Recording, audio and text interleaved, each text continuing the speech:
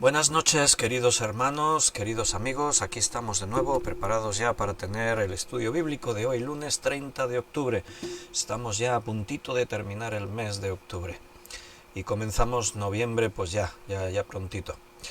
Y bueno, eso quiere decir que ya dentro de nada estamos en Navidad y un nuevo año que dejamos atrás y comenzamos otro y el tiempo vuela. Aprovecha bien el tiempo, hermano. Felicidades a los que habéis escogido escuchar de la palabra de Dios, sin duda es la mejor inversión. Por lo menos eso le dijo Jesús a Marta, ¿no? María ha escogido la mejor parte. No dijo que lo que estuviese haciendo Marta estuviese mal, los quehaceres de la casa, las obligaciones, hacer la comida, la limpieza, ocuparse de nuestras obligaciones diarias. Pero lo que Jesús dijo es que hay cosas que están bien, pero hay cosas que están mejor. Y ocuparse de la palabra de Dios siempre es lo mejor. Así que felicidades y sabemos que todo eso repercute en una bendición para nuestra vida y de esa manera se cumple la voluntad de Dios. Vamos a orar. Señor, gracias por permitirnos reunirnos en tu nombre y escuchar tu palabra. Estamos dispuestos, preparados, venimos delante de ti, Señor, así con un corazón dispuesto, no endurecido, sino dispuesto a recibir lo que tú nos digas. A veces nos puede resultar un poco difícil aceptar cosas que nos dices, Señor, pero tú tienes paciencia y tú vas tratando con nuestra vida y nos vas llevando para que vayamos haciendo, Señor, todo aquello que debemos hacer. Porque los tiempos son malos, la vida es breve. Estábamos diciendo que el tiempo pasa muy rápido. Y gracias, Señor, porque tú nos haces partícipes de tus cosas, has contado con nosotros y eso nos honra y nos hace sentir especiales en tus manos. Dirígenos en este tiempo de estudio para que todo lo que podamos hablar y decir venga de ti, Señor, y sea para edificar tu iglesia. Gracias. Te pido una bendición especial para todos los que escuchen este estudio. Háblanos y gracias por todo. Te lo pedimos en el nombre de Jesús. Amén. Bienvenidos a todos. Tenemos nuestro estudio de Apocalipsis. Eso es lo que nos toca hoy, como todos los domingos y lunes, desde hace ya un par de semanas. Y antes de que nos pongamos con el estudio, que vamos a retomar justo donde lo dejamos ayer, pues déjame que mire en el chat en directo, solo para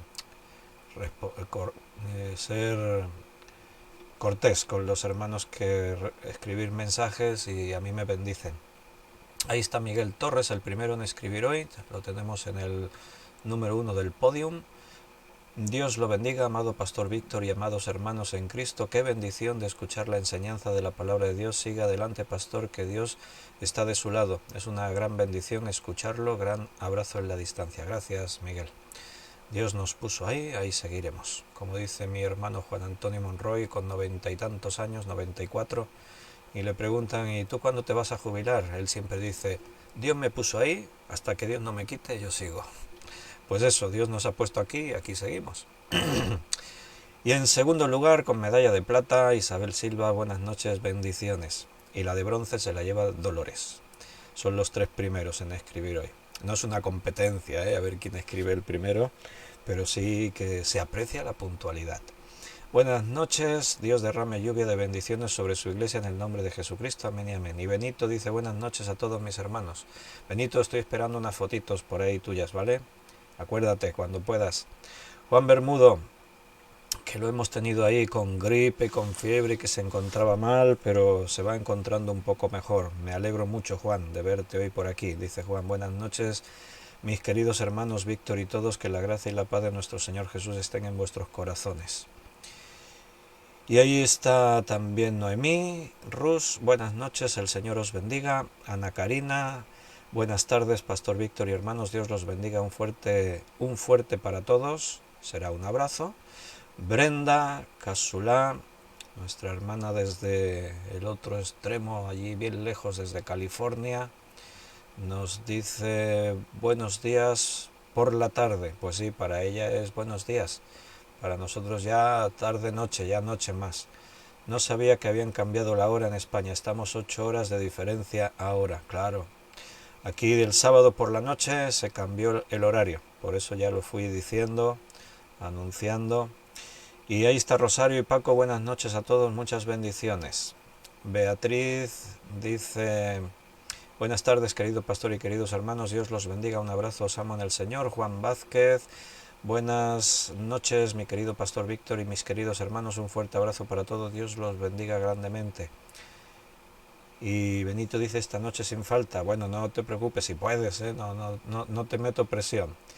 Y ahí Walter dice, buenas noches, Pastor Víctor, bendiciones a toda la Iglesia de Cristo y a todos mis demás hermanos. Y Yalicatu dice, hola, Pastor Víctor, bendiciones a todos mis hermanos. Vale, y esos son los mensajes que hay. Me voy al estudio antes de que sigan entrando, que si no, no damos el estudio hoy. Estamos en Apocalipsis 1.1, ahí nos hemos detenido. Y no nos hemos metido mucho en el libro porque estamos considerando una serie de cosas que son el contexto propiamente del libro de Apocalipsis, ¿no? Estamos hablando de esas cosas que deben suceder pronto y hemos visto también vimos un breve espacio de tiempo en la visión del sueño de Nabucodonosor.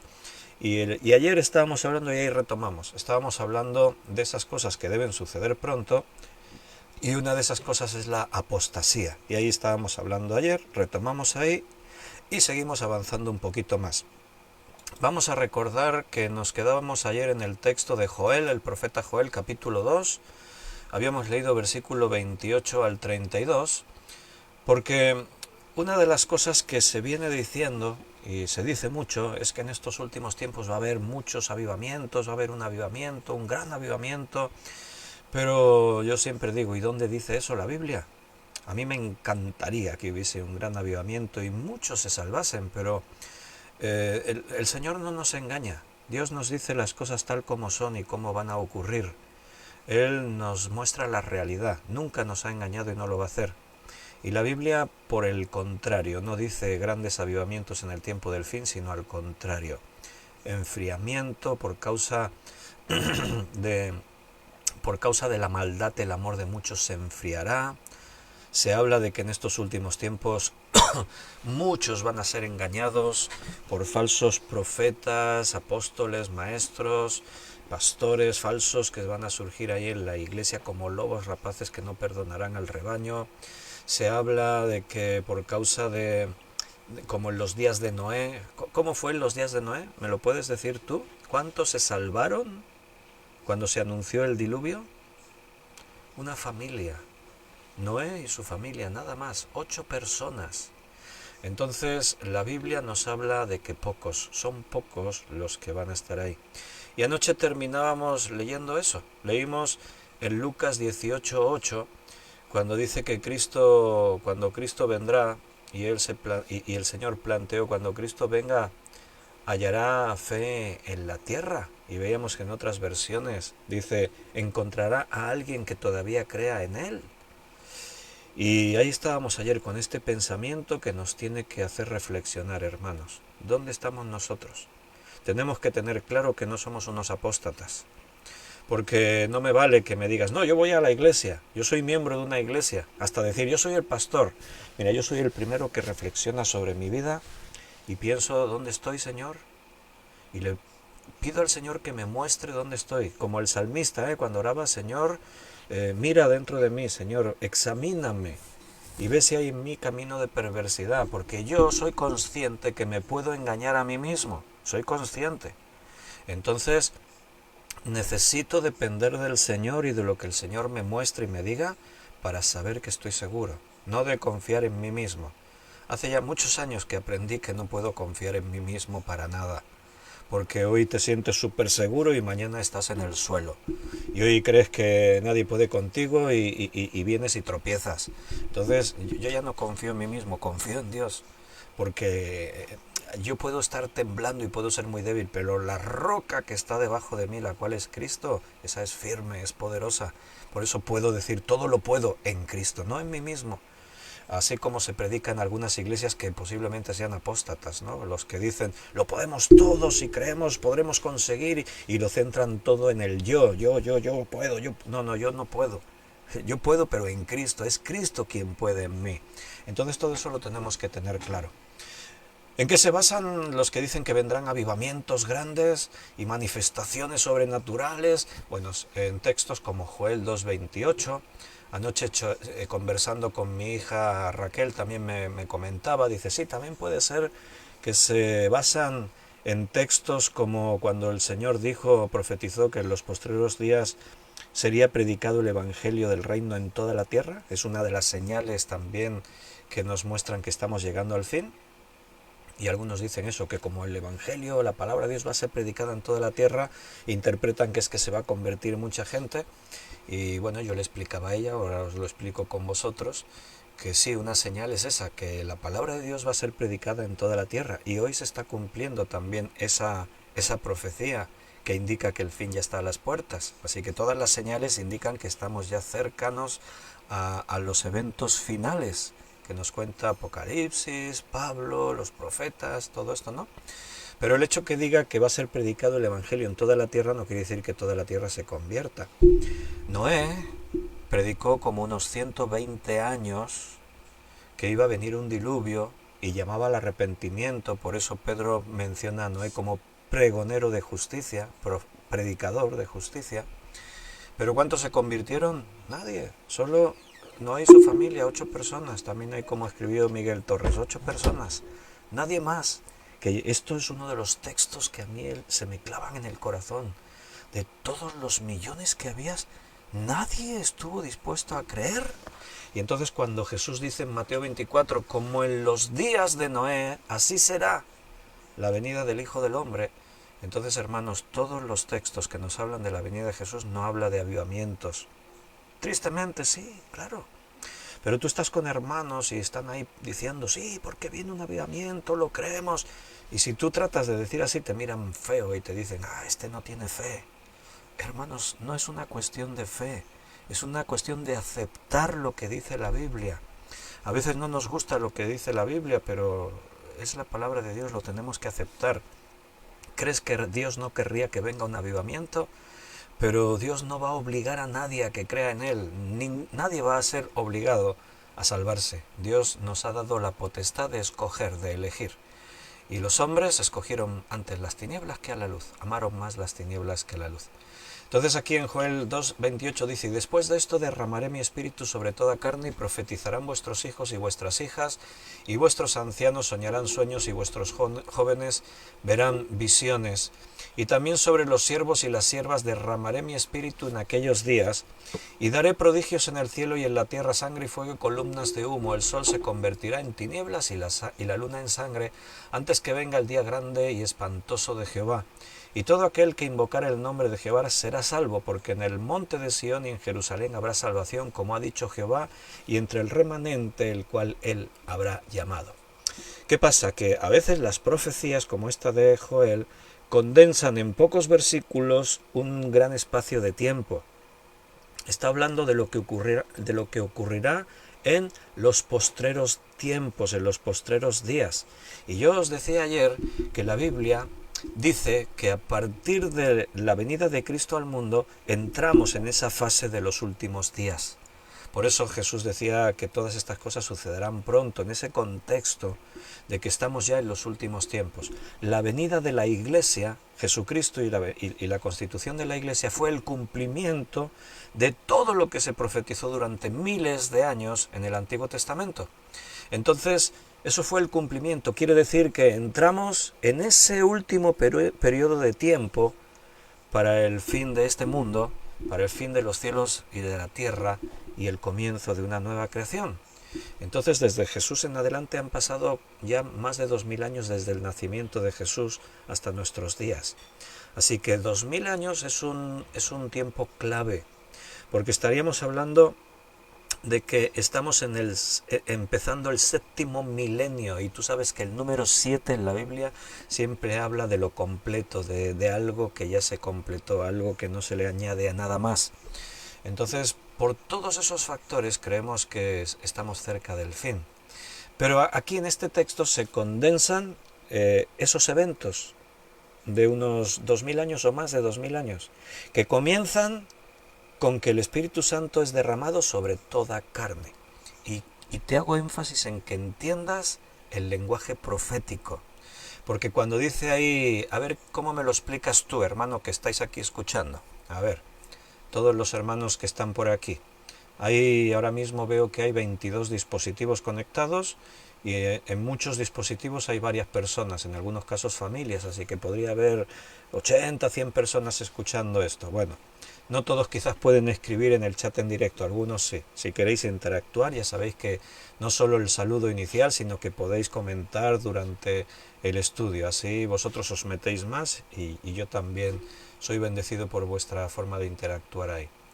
Si yo os pregunto, ¿qué quiere decir que iba a ser derramado el Espíritu Santo sobre toda carne?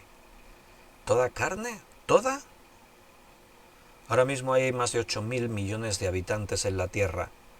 ¿Quiere decir que esta profecía se cumplirá, que el Espíritu Santo vendrá sobre toda carne, sobre todos los habitantes del planeta Tierra? Y profetizarán vuestros hijos y vuestras hijas, vuestros ancianos soñarán sueños y vuestros jóvenes verán visiones, y también sobre los siervos y sobre las siervas derramaré mi espíritu en aquellos días. Bueno, fíjate que aquí ya el lenguaje te indica de que esto debe significar algo, hay que interpretarlo. Es lenguaje profético. Tú sabes que dentro de la hermenéutica bíblica hay diferentes formas de aplicar la hermenéutica. Si el texto que estás leyendo es narrativa, es historia, o es poesía, o es profecía, claro, cada texto se entiende dentro de su contexto y dentro de sus formas, dentro del contexto histórico, teniendo en cuenta el lenguaje propio del idioma, en este caso hebraísmos, etcétera, etcétera, ¿no? Bien, entonces, cuando dice, y también sobre los siervos y las siervas derramaré mi espíritu, si la frase anterior, sobre toda carne, incluye a todos, todos, todos, entonces sobra que diga, y también sobre estos derramaré mi espíritu. No, pues si ya dijiste que sobre todos, ha quedado claro. No, ¿qué quiere decir sobre toda carne? Y yo ayer os preguntaba, ¿cuándo se cumplió esta profecía? Por lo menos la primera parte de la profecía, porque es evidente que lo que dice a continuación, prodigios en el cielo, en la tierra, sangre y fuego y columnas de humo, el sol se convertirá en tinieblas y la luna en sangre, antes que venga el día grande y espantoso de Jehová. Muchos profetas hablaron del grande día, el grande y espantoso día de Jehová, grande y terrible día de Jehová. ¿A qué día se refiere? Al día del fin, a cuando estamos en la gran tribulación y Cristo viene a traer juicio sobre sus enemigos. Entonces, evidentemente, esta parte se refiere a los eventos del fin, pero la primera parte, ¿cuándo se cumplió? Y como que tiene que ser la Biblia la que se interpreta a sí misma, entonces nosotros ayer, ya al final del estudio, rápido, porque se nos hacía tarde, nos fuimos a la primera predicación de Pedro, nada más recibir el Espíritu Santo los creyentes el día de Pentecostés, y ahí Pedro, capítulo 2 de Hechos, versículo 14 en adelante, dijo, entonces Pedro, poniéndose en pie con los 11, alzó la voz y les habló diciendo, varones judíos y todos los que habitáis en Jerusalén, esto sea notorio y oíd mis palabras. Porque estos no están ebrios, como algunos suponéis. Algunos decían, ¿qué dicen estos? Están borrachos, porque les oían hablar en otras lenguas, ¿no? Puesto que es la hora tercera del día, mas esto es lo dicho por el profeta Joel. Aquí Pedro dice, lo que profetizó Joel se ha cumplido hoy. Así que esa profecía ya se cumplió. En los postreros días, dice Dios, derramaré mi espíritu sobre toda carne. Ya no solamente unos pocos escogidos entre los judíos, no. Ahora el Espíritu Santo es derramado sobre toda carne, quiere decir sobre cualquier persona que crea en Jesucristo, sea judío, sea gentil, sea de una raza, sea de otra, da igual. Ahora toda carne tiene la oportunidad de recibir el Espíritu Santo. Así que Pedro dijo, esta profecía se ha cumplido hoy. No está hablando de un avivamiento del tiempo del fin. Está hablando de algo que ya ocurrió desde el inicio de la Iglesia y que ha venido sucediendo desde ese momento. Bueno, entonces, ¿qué quiere decir ahí el texto? Porque, claro, muchos, sobre todo en los movimientos carismáticos, justifican hablar profecía, tener sueños, tener visiones, lo relacionan con estos textos. Solo este texto, alguno por ahí, pero no hay muchos textos que profeticen eso. Entonces, ¿qué quiere decir el profeta Joel cuando dice que tendrán sueños, soñarán sueños, tendrán visiones y pasarán todas estas cosas. Bien, fíjate que aquí los sueños, según la profecía de Joel, se atribuyen a los ancianos, a los más viejos, quizás de acuerdo con sus años, y las visiones se aplican más a los más jóvenes. Es lo que aquí el profeta muestra, ¿no? Mira, en el Antiguo Testamento Dios hablaba a través de estas tres formas: profecía, sueños y visiones. Esto ocurría en el Antiguo Testamento y esto es lenguaje del Antiguo Testamento. Es lo primero que tenemos que tener en cuenta. Nosotros decimos, es que Dios nos habla a través de su palabra. ¿Sí? ¿Decimos eso? Pero ahora te voy a poner en un tiempo futuro. Cuando la iglesia sea arrebatada y estemos en el tiempo de la gran tribulación, pregunto, ¿cómo hablará Dios en ese tiempo? Yo puedo seguir diciendo, porque después de que la iglesia sea arrebatada en ese tiempo, Dios seguirá hablando por su palabra y aún habrá gente que se salvará. ¿Por qué? Porque lo estoy hablando, lo estoy contemplando desde mi punto de vista en el periodo que denominamos la dispensación de la iglesia. Pero Dios no siempre habló así. En el Antiguo Testamento la Biblia se estaba escribiendo. Por lo tanto, la forma en la que Dios se revelaba era distinta al periodo de la iglesia. Ahora, dice Hebreos, en los postreros días Dios nos habló por medio de los profetas, a los padres por los profetas, pero en estos postreros tiempos nos ha hablado a través de su Hijo Jesucristo. ¿Y cómo nos habló Jesucristo? Con su palabra. Él dijo, el que oye mi palabra, el que oye mi palabra, el que guarda mi palabra. Señor, Padre, guárdalos en tu palabra en la verdad, tu palabra es la verdad, ¿no? Entonces, en el tiempo futuro de la gran tribulación, Dios hablará a través de su palabra, pero también de otras formas, que ya lo veremos cuando estudiemos Apocalipsis. Habrá 2 profetas que profetizarán durante 3 años y medio en Jerusalén. Habrá mensajeros que incluso algunos volarán sobre la tierra predicando el Evangelio. O sea, en los tiempos de la gran tribulación, como la iglesia ya no estará aquí, habrá sido arrebatada, entonces Dios utilizará otra forma. Quiero decir que cada tiempo ha tenido su forma en la que Dios ha hablado. Y Joel está hablando de su contexto. Está diciendo, el Señor va a hablar, pero ya no a través de un profeta, o de un sacerdote, o de un ungido, sino de toda carne. O sea, cualquier persona recibirá el Espíritu Santo y por eso esas personas hablarán el mensaje de Dios. Para él, ¿cómo se hablaba el mensaje? A través de sueños, visiones y profecías. Los profetas. Y recuerda, profeta no es que siempre hablaba del futuro, no, el profeta traía la palabra de Dios a los hombres. Y dentro de esa palabra podía incluir revelación de cosas que iban a suceder. Entonces, aquí, esa forma de hablar es algo así como simbólica, representando que va a haber una manifestación de Dios a las gentes, utilizando a algunas personas. Pero claro, esto lo tenemos que contrastar con el Nuevo Testamento. Pedro dice que esto ya se cumplió, esta profecía. Y yo te pregunto, si ya se cumplió esta profecía, ¿dónde está en el Nuevo Testamento todos los que están soñando, teniendo visiones y lanzando nuevas profecías? ¿Dónde están? Búscalos, no los vas a encontrar. ¿Por qué? Porque el texto está hablando, repito, insisto, en que el Espíritu Santo sería derramado sobre toda carne, o sea, sobre todos aquellos que creyesen en Cristo, ya no solamente unos pocos escogidos encargados de misiones especiales. Y por lo tanto, como todos van a recibir el Espíritu Santo, todos van a estar en capacidad de poder transmitir la palabra de Dios, el mensaje de Dios y las revelaciones de Dios para los demás. Si tú miras en el Nuevo Testamento, vas a encontrar que sueños, ¿dónde hubo sueños en el Nuevo Testamento en los que Dios revelase cosas? Pues mira, vas a encontrar, por ejemplo, en Mateo capítulo 1, versículo 20. Y pensando él en esto, ¿quién? José. un ángel del Señor le apareció en sueños y le dijo: José, hijo de David, no temas recibir a tu mujer María, tal, tal, tal. Mateo 2:13, ahí tienes otro sueño. Después que partieron ellos, he aquí un ángel del Señor apareció en sueños a José y le dijo: levántate y toma al niño y a su madre y huye a Egipto.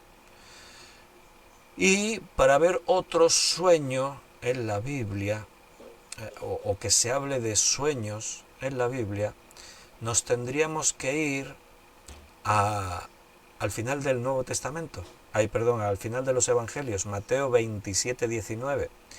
Y ni siquiera era un creyente así reconocido, sino que era la mujer de Pilato. Porque dice: y estando él sentado en el tribunal, su mujer le mandó decir: no tengas nada que ver con este justo, porque hoy he padecido mucho en sueños por causa de él. Ni siquiera dice: he soñado esto, sino que he padecido mucho en sueños por causa de él. Así que ya está, no vas a encontrar nada más en el Nuevo Testamento. Si Pedro dijo que esta profecía se había cumplido, la pregunta sería: ¿y dónde están entonces los sueños y las visiones? No están. ¿Por qué? Porque el profeta se está refiriendo a otra cosa, y por eso la Biblia se tiene que estudiar siempre en su contexto. Pero lo que no dice ahí, lo que no dice es que va a haber un gran avivamiento, no lo dice, y por eso no podemos inventar lo que la Biblia nos dice. Repito, a mí me encantaría poder deciros, hermanos, que va a haber un gran avivamiento y se van a convertir por millones, pero la Biblia no nos dice eso. ¿Qué dice la Biblia acerca de cualquier tiempo en los que la gente tiene que decidir creer o no creer? Mateo 7:13 y 14. Entrad por la puerta estrecha, porque ancha es la puerta y espacioso el camino que lleva, ¿a dónde? A la perdición.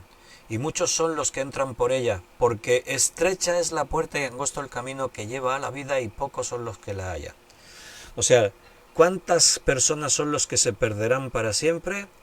Muchos son los que entran por ella. ¿Cuántos son los que se van a salvar y pasarán a la eternidad? Y pocos son los que la hallan, pocos. Si tú formas parte de ese pequeño grupo, siéntete afortunado, hermano, porque son pocos los que hallan esa puerta estrecha que lleva a la salvación. Así que eso te posiciona en que tienes ahora una gran responsabilidad sobre tu vida, sobre todo lo que haces, sobre cómo inviertes tu tiempo. No dice en ningún lugar que en los últimos tiempos habrá grandes avivamientos. Ha habido avivamientos en algunos momentos.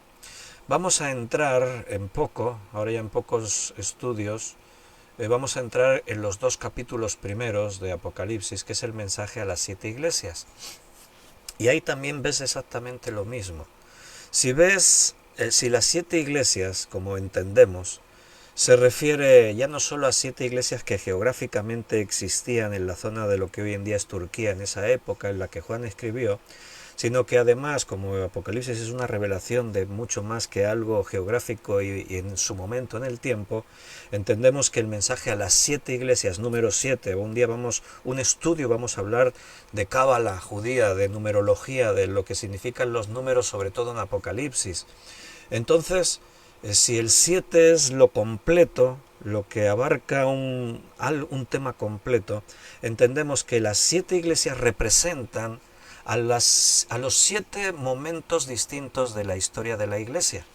Entonces vas a ver que la primera iglesia, Éfeso, es la iglesia del comienzo, del primer siglo, es la iglesia que sus obras son muy buenas, que tiene un celo muy bien marcado de no tolerar a los falsos, sino que es celosa de predicar la verdad, pero también ya se le llama la atención: cuidado porque te estás dejando tu primer amor. Y esa característica coincide con la primera iglesia, empezó con muchísima fuerza, pero en poco tiempo empezó a relajarse. Y así, si vas viendo el mensaje de cada una de esas iglesias, te vas a dar cuenta que coinciden con esos diferentes 7 momentos distintos en la historia de la iglesia. Y llegas a la última iglesia, la iglesia antepenúltima, la de la Odisea, ahí sí se está hablando de avivamiento.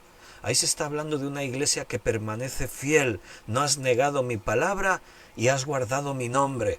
Y entonces hay una puerta abierta delante de ti que nadie la puede cerrar. O sea, ves a Dios obrando. Estaríamos hablando de la iglesia pre final de los tiempos. Y esa iglesia la identificamos con todo el movimiento ya posterior a la Reforma. Después de la Reforma, la iglesia cristiana sufrió grandes avivamientos. Siglo XVI, XVII, XVIII, sobre todo, quizás también llegó un poco al XIX, aunque ya ahí volvió a relajarse. Y esa sería la iglesia de Filadelfia. Pero ¿cuál es la última iglesia? La Odisea. ¿Y cuál es la característica de esa iglesia? Una iglesia que ha dejado a Cristo fuera. Una iglesia que se deja llevar por lo material, lo visual, lo mundano. Una iglesia que habla del esplendor y la gloria, que ha metido la gloria en la iglesia. La música, las luces, el espectáculo, somos ricos, nos hemos enriquecido, no tenemos necesidad de nada. Y Cristo dice, eres un pobre ciego desventurado, ponte un poco de colirio porque así a lo mejor ves algo. Pero es esa iglesia que Cristo se quedó fuera. He aquí, dice Jesús, yo estoy a la puerta y llamo. Y no dice, si la iglesia me oye y me abre, no dice, si alguno oye mi voz y abre la puerta, entraré a él, cenaré con él y él conmigo. Está hablando de pocos dentro de la iglesia que se van a salvar en ese tiempo. Así que esa iglesia de los últimos tiempos es la iglesia de la apostasía. Hermano, por favor dime, ¿dónde ves el avivamiento por ahí en la iglesia de los últimos tiempos? ¿Dónde ves un gran avivamiento antes de que Cristo venga? No, no está, no existe. También algunos pueden decir, sí, pero mira, en Apocalipsis habla de que muchos se convertirán en mártires por Cristo. Sí, pero eso ya es, eso es la gran tribulación. Y en la gran tribulación muchos van a creer, pero muchos más son los que se van a perder para siempre. Nunca olvides y pierdas eso de vista. Ayer estábamos en Segunda de Tesalonicenses y vamos a volver ahí a ese texto.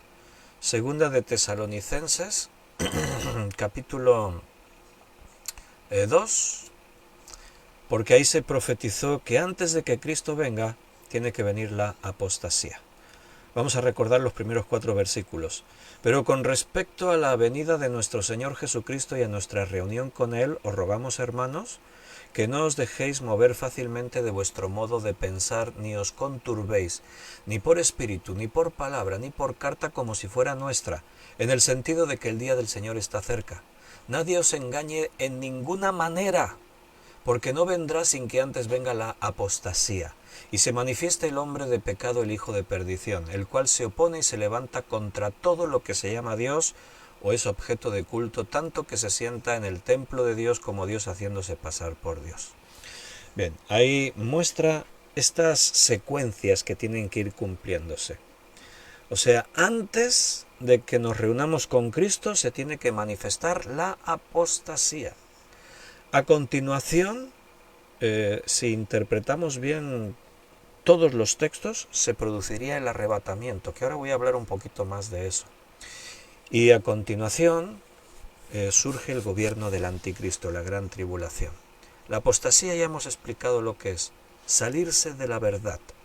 No quiere decir que las iglesias se quedan vacías, no, las iglesias pueden estar más llenas que nunca, pero todos en sus historias, fuera de la palabra de Dios, fuera de la verdad, fuera de la voluntad de Dios. Ahí hermanos, ahí está nuestra reflexión personal. ¿Dónde estoy yo? ¿Estoy siendo fiel a la palabra de Dios? ¿Estoy como la iglesia de Filadelfia? ¿No has negado mi nombre y has guardado mi palabra? ¿O estás en tu religión, en tus asuntos, te lo estás pasando bien, genial ahí en tus actividades? Hoy la iglesia de la Odisea es la iglesia de las actividades, siempre haciendo cosas, eventos, todo tipo de actividades, se inventan cosas nuevas. Sí, pero todo eso estaría bien si la palabra gobierna por encima de todo eso. Cuando eso quita el lugar a la palabra y la palabra ya desaparece y los creyentes ya no están ahí esforzándose en escuchar cada día la palabra, en ponerla por obra cada día. No estoy aludiendo a que como yo doy un estudio bíblico todos los días tenéis que escuchar. Estoy citando Josué 1:8, estoy citando a Jesús cuando decía escudriñar las escrituras, estoy citando a Jesús cuando le dijo al escriba cómo interpretaba él la palabra y cómo la ponía por obra, etcétera, etcétera, etcétera. ¿Qué estás haciendo con tu vida? ¿Vives una religión? ¿O eres fiel a la palabra de Dios? o eres fiel a la presencia de Dios como predicábamos el domingo. Bien, y voy a seguir leyendo un poco más, porque después habla de cómo se mostrará el anticristo. Nos vamos a referir a la bestia, que dice Apocalipsis, como el anticristo, que es así como más popular, ¿no? Lo primero ya he dicho ahí, en esta segunda parte del versículo 3 y 4, que después se manifestará el pecado, el hijo de perdición, el cual se opone y se levanta contra todo lo que se llama Dios. Eso es lo que significa anticristo. O sea, imitador de Cristo o contrario a Jesucristo. Claro, si imita a Cristo es contrario a Cristo, claro, porque solo hay un Cristo, que es Jesús. Entonces se llama a sí mismo Dios y se pone a sí mismo como objeto de culto, tanto que se sienta en el templo de Dios como Dios, haciéndose pasar por Dios. O sea, el anticristo se manifestará como un Dios único, verdadero. Dice ahí, ¿no os acordáis de que cuando yo estaba todavía con vosotros os decía esto? O sea, Pablo enseñaba este tema muchas veces. Por eso nosotros predicamos mucho sobre Apocalipsis y enseñamos mucho estos temas de la segunda venida, porque es bíblico, tenemos que ser conscientes de todo esto. Y ahora, versículo 6, vosotros sabéis lo que lo detiene, a fin de que a su debido tiempo se manifieste. Ahí tienes otra vez que los tiempos están controlados por Dios. ¿Quién es el que detiene al anticristo? La obra de Satanás. ¿Quién la detiene? Dios. ¿Por qué? Porque todavía no es el tiempo que Dios ha decidido para que ocurran todas estas cosas. A su debido tiempo. Dice, porque... dice, a fin de que a su debido tiempo se manifieste. Cuando Dios crea que es el momento, entonces Dios va a permitir que ocurran estas cosas. Así que duerme tranquilo, nada está fuera de control. No es que Satanás vendrá y hará lo que quiera, no, Satanás hará lo que Dios le permita que haga. Él está bajo la autoridad divina. Satanás tiene que rendir cuenta a Dios y ya está vencido, no te olvides de eso. Dice versículo 7, porque ya está en acción el misterio de la iniquidad, solo que hay quien al presente lo detiene hasta que él a su vez sea quitado de en medio. Ya está en acción el misterio de la iniquidad. ¿Qué es eso de la iniquidad? Bueno, un misterio es una cosa oculta que no está revelada totalmente, y la palabra iniquidad significa maldad, mucha maldad. O sea, es una injusticia grande, y toda esa iniquidad ya está manifestada. Mira a tu alrededor. Dime que no es así, que no se está cumpliendo ese versículo.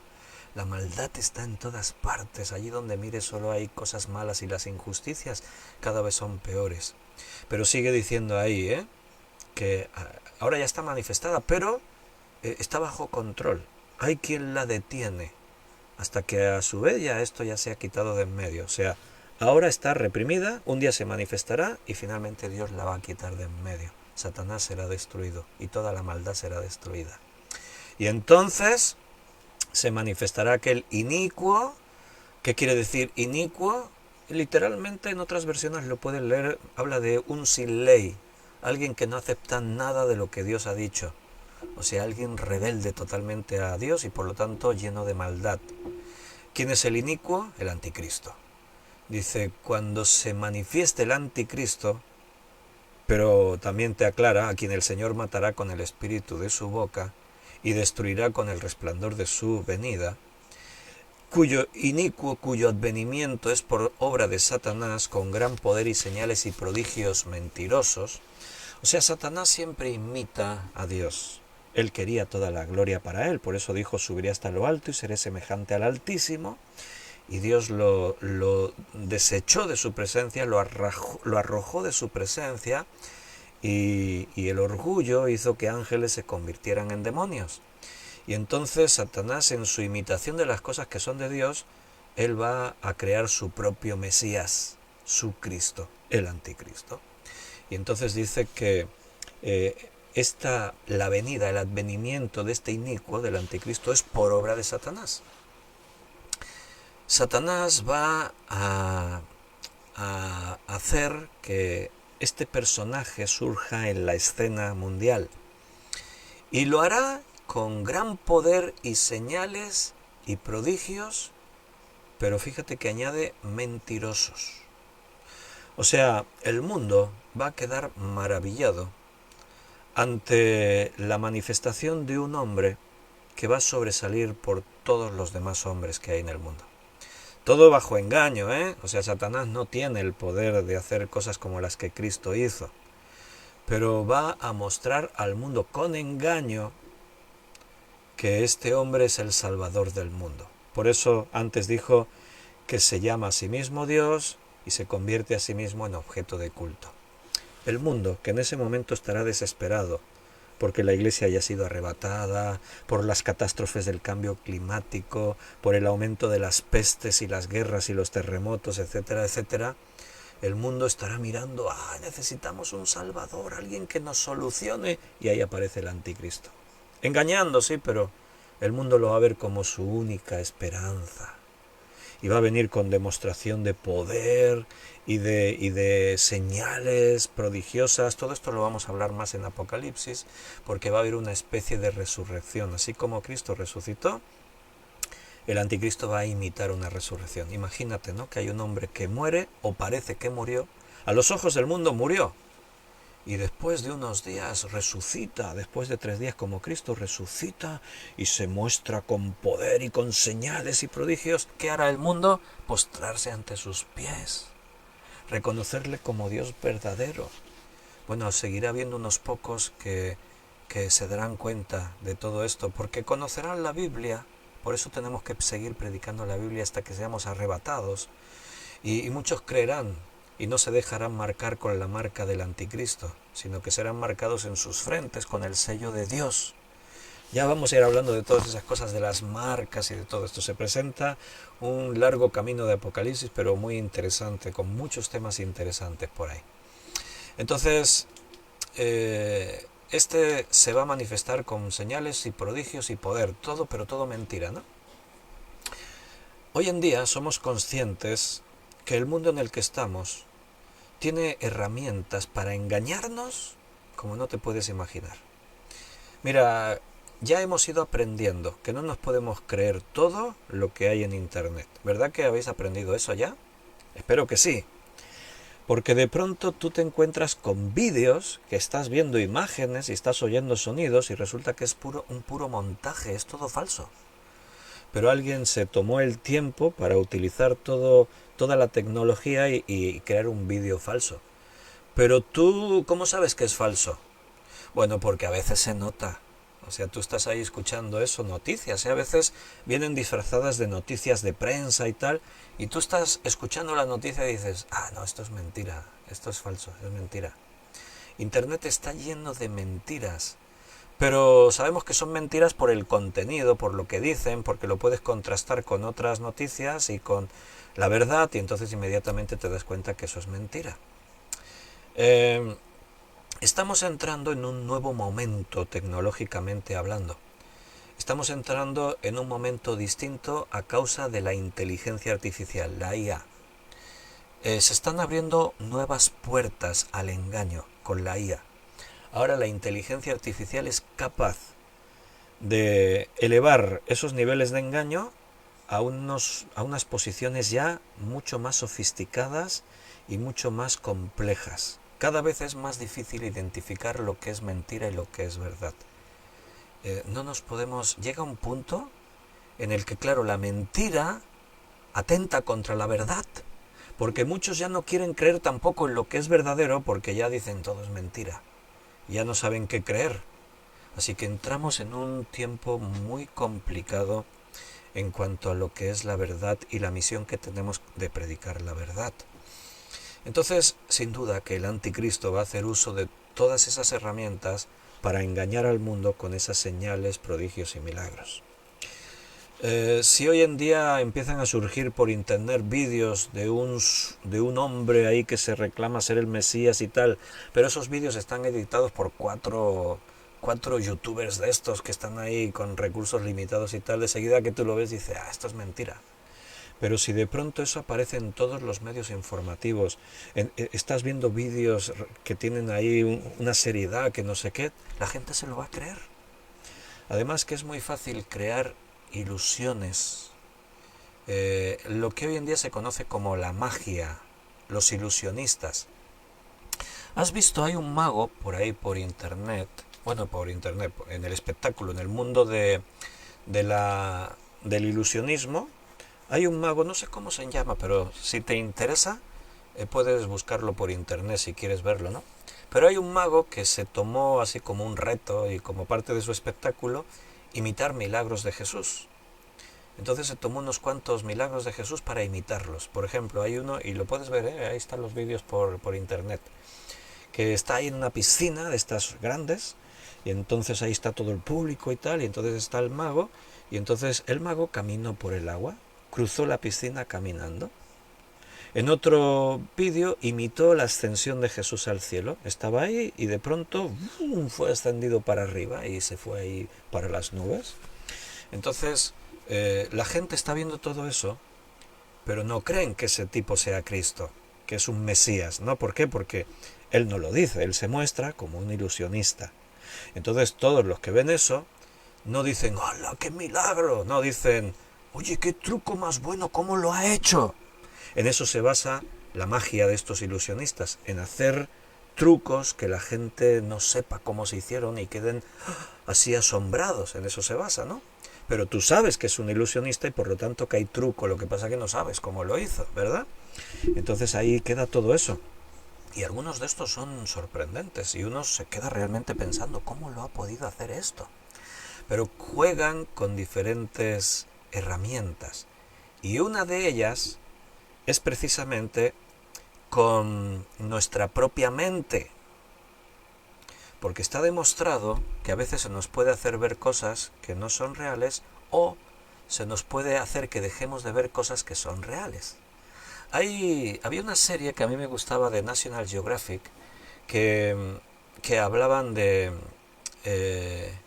de la mente y de todas estas cosas, ¿no? Había unos vídeos, unos documentales cortitos, y había un documental que era muy interesante porque te mostraban cómo nuestra mente es manipulable y tiene lagunas.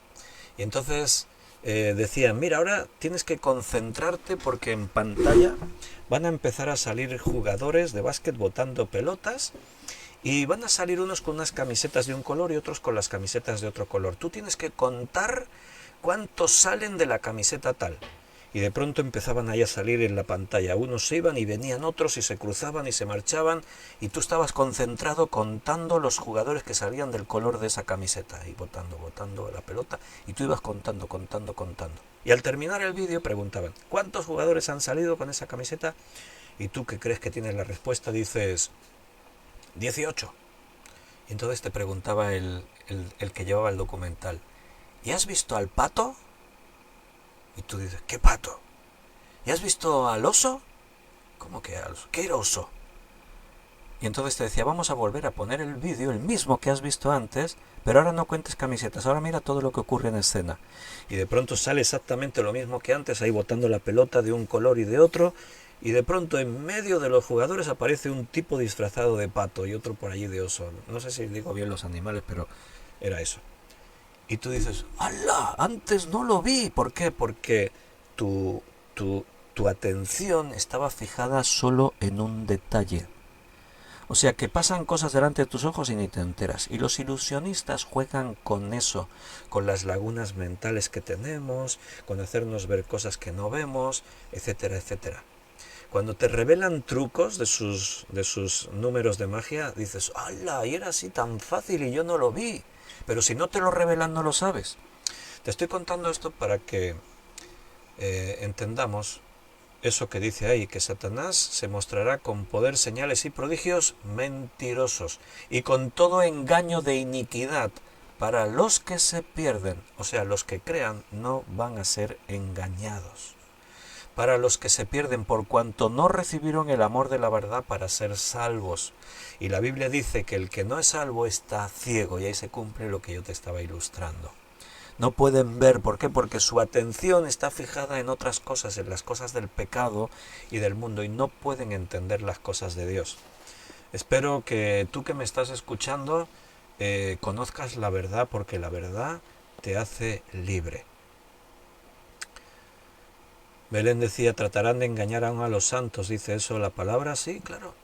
Lo dijo Pablo, que aún a los santos engañarán si es posible. Pablo le dijo a la iglesia de Éfeso, y después de mi partida se levantarán entre vosotros lobos rapaces, aún de entre vosotros mismos. Dice que entrarán y de ellos se levantarán.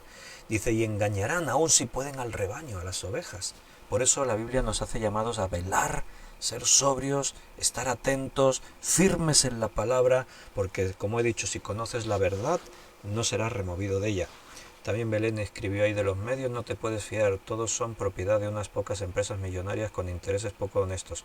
Sí, claro, por supuesto, hay una gran manipulación de los medios. O sea, en el mundo están pasando muchas cosas y te enteras de lo que los medios quieren que te enteres.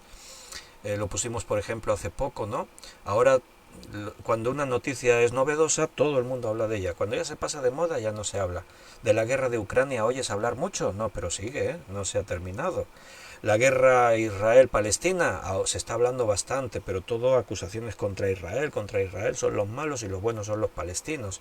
Que yo sepa, han muerto inocentes en los dos bandos y los primeros en atacar fueron los terroristas de Hamas desde territorio palestino. Entonces intentamos ser objetivos a la hora de ver las noticias, ¿no?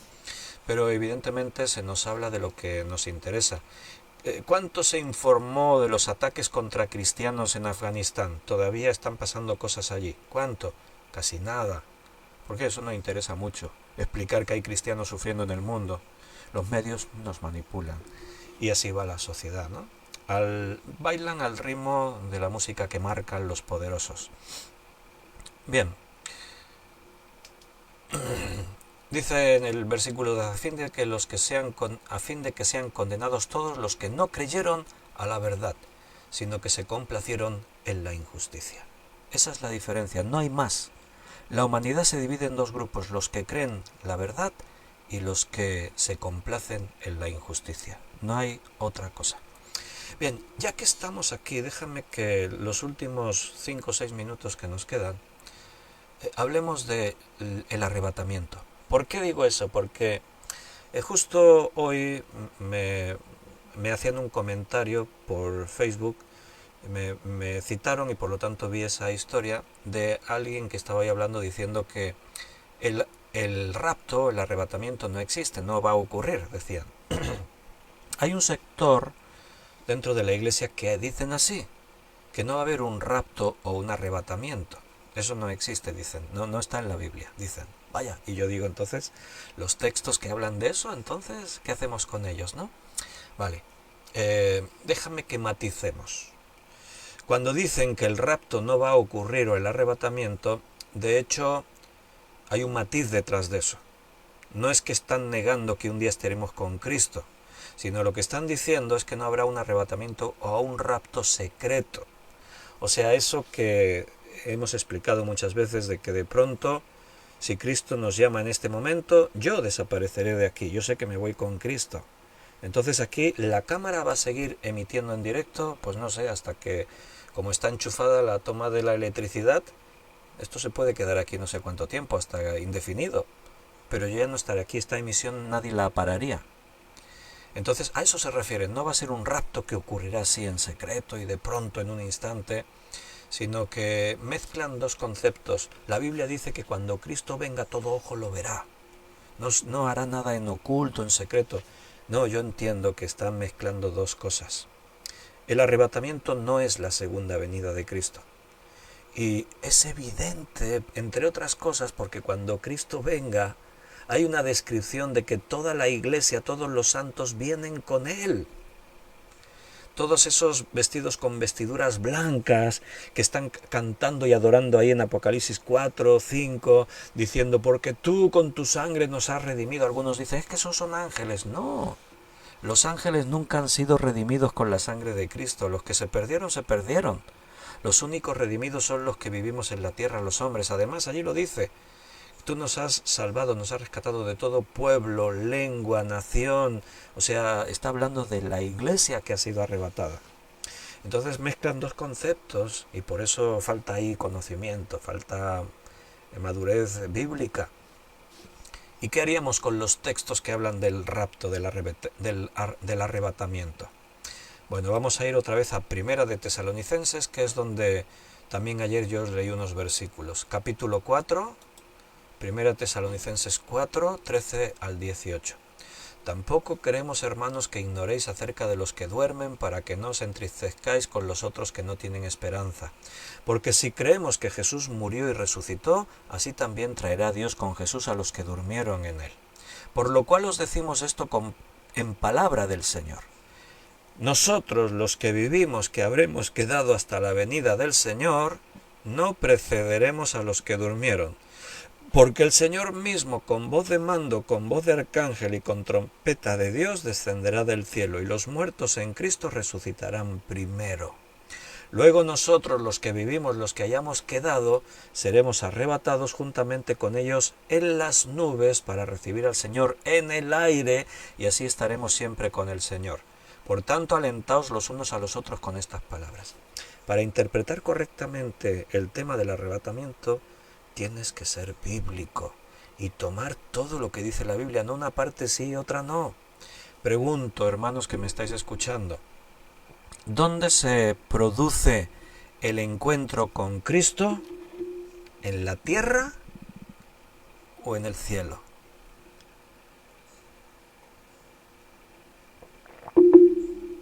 La segunda venida de Cristo habla de que Cristo vendrá y pondrá su pie en esta tierra. E incluso lo ubica geográficamente en el Monte de los Olivos. Pero aquí está hablando de una secuencia que tiene que ver con su segunda venida, pero son diferentes secuencias. Una es que el Señor va a llamar a los que son suyos. Primero, los que murieron son los primeros que resucitan y ya se reúnen con el Señor. Luego, los que estemos vivos en ese momento seremos transformados y, como había ahí escrito Miguel, nos reuniremos con Cristo. ¿Dónde dice ahí? ¿Dónde dice? En el aire, en el cielo. Juntamente, literalmente, seremos arrebatados juntamente con ellos en las nubes para recibir al Señor. ¿Dónde? En el aire. Todavía Cristo no ha venido a la tierra, no ha puesto su pie en esta tierra. Esto se produce antes. Y tenemos que ser bíblicos y quedarnos con eso, porque si yo mezclo conceptos, entonces sí puedo decir, no, es que ahí dice que cuando el Señor descienda, habla de la segunda venida. Sí, pero la segunda venida tiene diferentes secuencias, diferentes momentos. Y además, aquí la palabra arrebatados es la palabra griega harpazo, que significa agarrar, arrancar. ¿De dónde? Del mundo. También en latín la palabra es rapere, que de ahí viene la palabra rapto. O sea, no es que nos hemos inventado palabras, es que es lo que significan de los textos originales. Pero además existen otros textos que apoyan toda esta idea, como Primera de Corintios, capítulo 15, versículo 51 al 55. He aquí os digo un misterio, no todos dormiremos, pero todos seremos transformados, en un momento, en un abrir y cerrar de ojos, al final de la trompeta, porque se tocará la trompeta y los muertos serán resucitados incorruptibles, y nosotros seremos transformados. Y después sigue el texto, pero me paro ahí. ¿Notas? Dice el mismo orden, lo mismo que dijo en Tesalonicenses.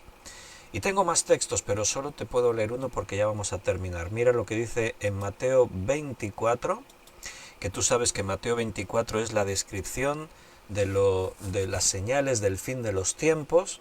Ahí se habla de la abominación desoladora, de la venida de Jesucristo, y dentro de todo este contexto, mira lo que dice cómo ocurrirá.